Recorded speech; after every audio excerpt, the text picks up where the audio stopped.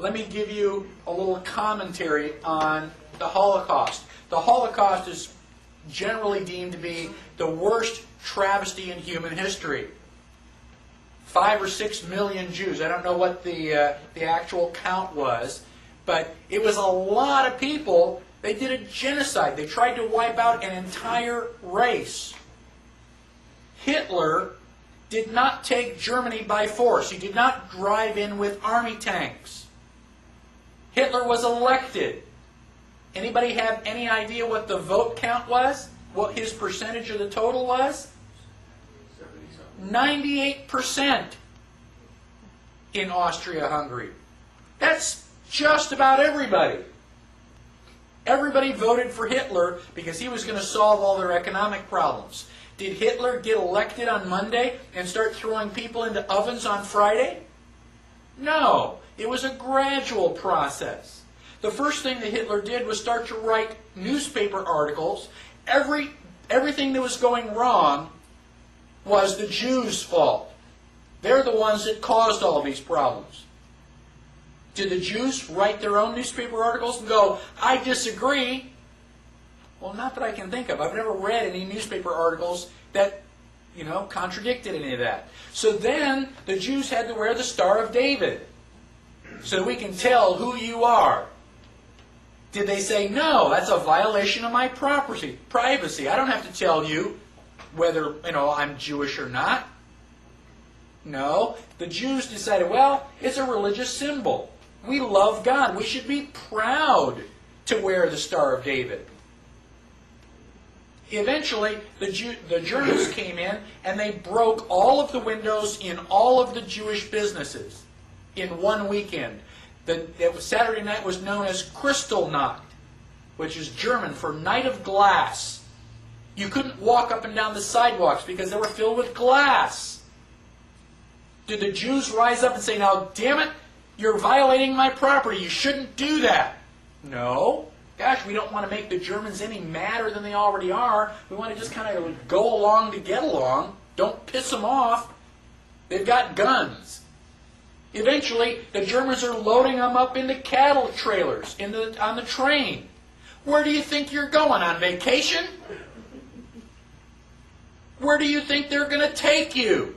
Well, now you're cold and naked and they're walking you into the ovens where you're going to go to mass execution. Is it time now to raise your hand and say, I tend to disagree with all of this? Bang! You're dead. It's too late to complain.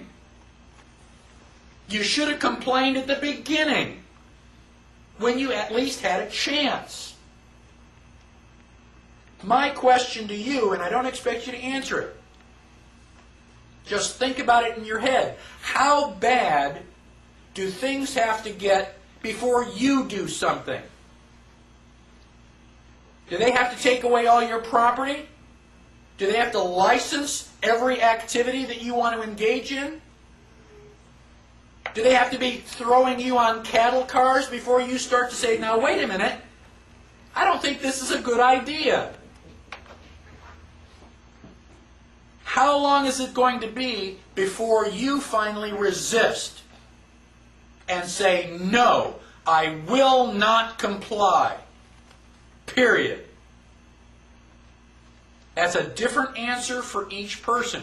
Ask yourself now, because sooner or later you're going to come to that line, and when they cross it, what are you going to say? Well, okay, cross this line. Okay, now cross that line. Okay, now cross this line. And pretty soon you're in a corner. Sooner or later, you've got to draw a line and stand your ground, whether anybody else does or not. That is what liberty is all about. If you think I am radical, let me share with you some thoughts from some of the founding fathers. Thomas Jefferson said, and this country with its institutions belong to the people who... Thomas Jefferson. And what country can preserve its liberties if its rulers are not warned from time to time that this people preserve the spirit of resistance? Let them take arms. The tree of liberty must be refreshed from time to time with the blood of patriots and tyrants. Right? We're talking bloodshed if necessary. Abraham Lincoln. This country, with its institutions, belongs to the people who inhabit it. Whenever they shall grow weary of their existing government, they can exercise their constitutional right of amending it, or their constitutional right to dismember or overthrow it. He also said, we the people are the rightful masters of Congress and the courts, not to overthrow the Constitution, but to overthrow the men who pervert the Constitution. How do you know if the Constitution has been perverted if you haven't read it?